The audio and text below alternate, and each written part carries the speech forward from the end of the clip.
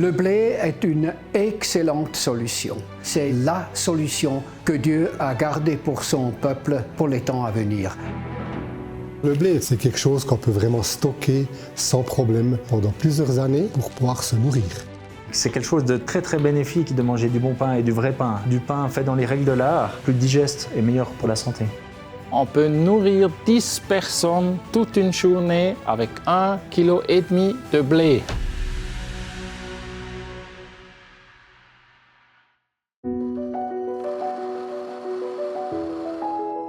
On commence normalement avec le petit déjeuner. On a un moulin, on concasse du blé, on verse de l'eau bouillante dessus et on laisse reposer minimum 3 à 3h30 ou bien encore mieux toute la nuit. Ça vous donne ce genre de consistance. Après, vous pouvez mettre du sucre, de la crème, des graines de tournesol, du sésame et des raisins secs. Et si vous voulez encore, des noisettes moulues. Et vous mélangez tout ça et vous avez un petit déjeuner excellent et sain. Et je peux vous garantir, si vous mangez une bonne portion de cela, vous n'avez pas faim jusqu'à midi. Pour le pain, on peut le faire soi-même, comme ça, on sait ce qu'on mange. Et puis, avec tous des ingrédients naturels. Ma farine, le moulin me garantit que c'est que du blé moulu. Parce que la farine qu'on achète dans le commerce, on trouve jusqu'à 14 additifs dedans. Ça, c'est sûrement pas bon pour notre santé. Si vous faites votre pain, vous savez ce que vous mangez et puis c'est X fois plus sain.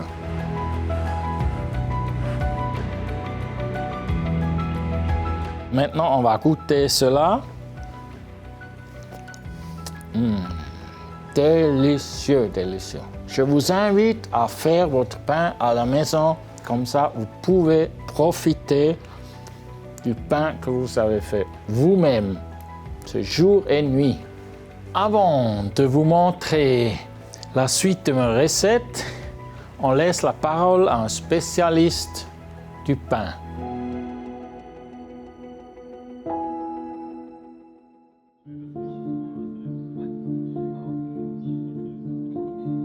Ici, nous faisons du pain à l'ancienne. Comme à l'époque, nous n'avons rien inventé.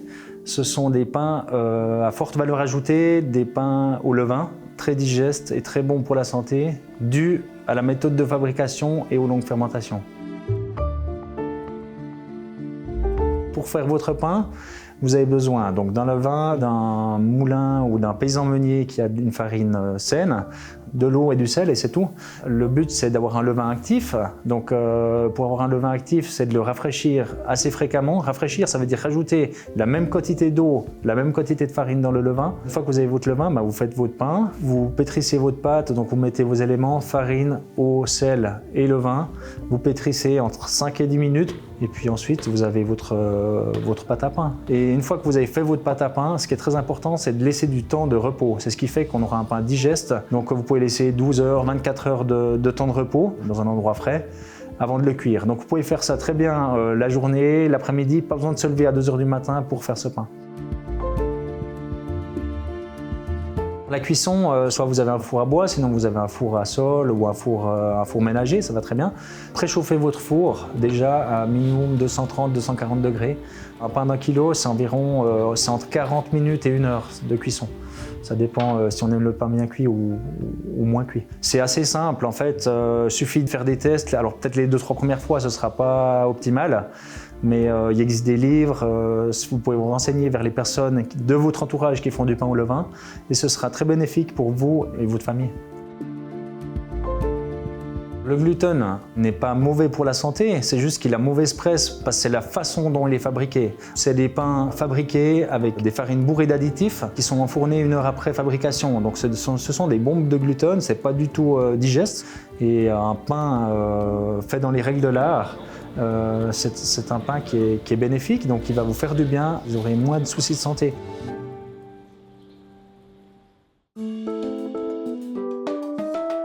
Pour le repas du midi, je vous ai fait une soupe aux herbes comme entrée, après un gâteau au fromage. Pour la base, on prend Le blé concassé, comme on le prend pour la majorité des recettes, on le place dans une tôle, on place le fromage dessus et j'ai fait encore des petites décorations avec des olives. La pizza, le fond, c'est de nouveau du blé. Et puis j'ai placé de la sauce tomate dessus avec du mozzarella et des rondelles d'olive. Alors pour trouver du blé, c'est pas évident. Pour être sûr d'avoir une très bonne qualité, je vais le chercher au moulin. Nous allons visiter ce moulin. Comme ça, vous pouvez vous faire vous-même une image comment il stocke là du blé et pourquoi il stocke autant de blé.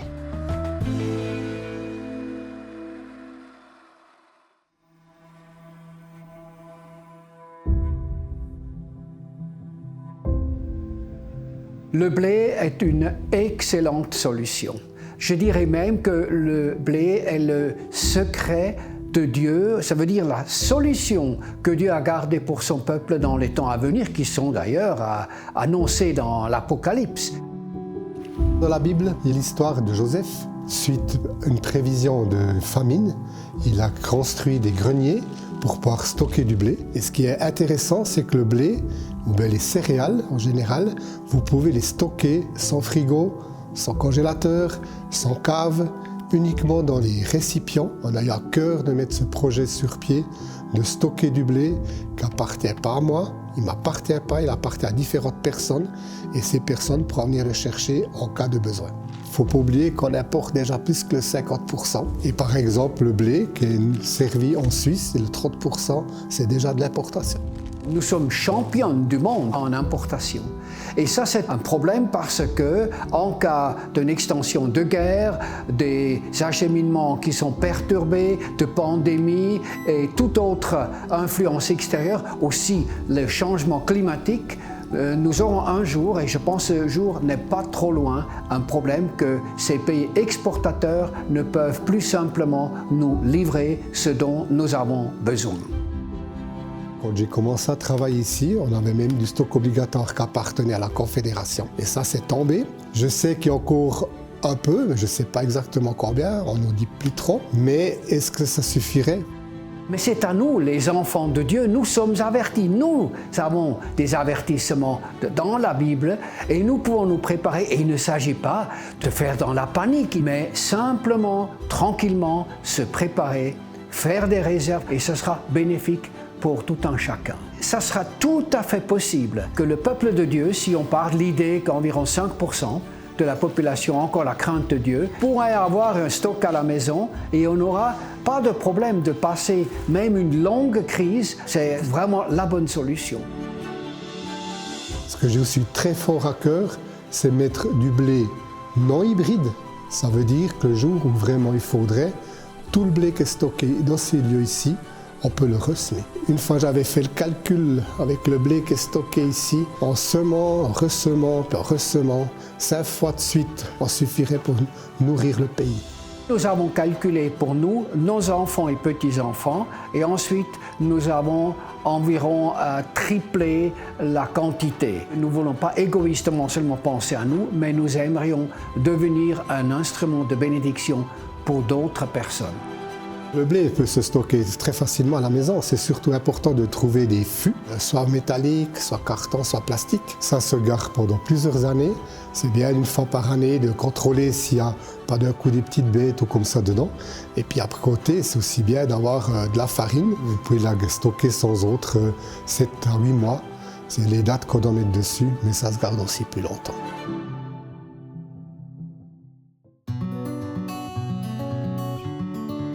Depuis des années, je donne des séminaires ici pour cette nourriture spéciale. Je leur explique dans la cuisine comment, en détail, on prépare ces mets qui sont sains. Par exemple, j'ai fait une salade avec du blé. Je l'ai laissé germer. Et justement, si c'est germé, ça contient 600% plus de vitamine C. Après, j'ai fait des galettes. J'ai concassé le blé, j'ai ajouté de l'eau bouillante avec un concentré de légumes et je les laisse reposer pendant la nuit. Le lendemain, on mélange le curry dedans, de l'ail par exemple, et après on forme des galettes et puis on les frit dans de l'huile. Après j'ai fait une autre sorte de galette. Là-bas c'est la même chose comme au curry. J'ai mis tout un tas de légumes que vous voyez ici. Je les ai coupés et je les ai mijotés à la poêle. Et après, quand tout était froid, je les ai mixés dans le mixeur. Et j'ai mélangé ça entre le blé. Et j'ai formé des galettes et je les fris aussi dans de l'huile. Et ça donne un super bon goût. Et pour le dessert, des pommes caramélisées. C'est dans la région. Des pommes, on a heureusement encore partout dans la Suisse. Je les ai cuits un tout petit peu dans du beurre, ajouté du sucre roux et un tout petit peu de poudre à vanille. Et voilà, maintenant il me reste que aller à la cuisine parce que j'ai 10 hôtes ce soir et puis je veux leur faire plaisir de tout goûter ça.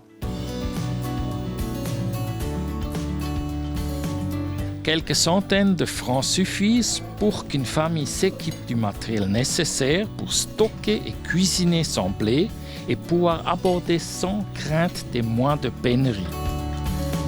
La coopérative Alliance CH offre du blé dans des petites quantités que vous pouvez stocker à la maison, mais aussi des grandes quantités qui sont stockées dans un silo professionnel. Nous donnons aussi des conseils dans des domaines comment se préparer financièrement. Allez-y, jetez un coup d'œil sur notre site internet.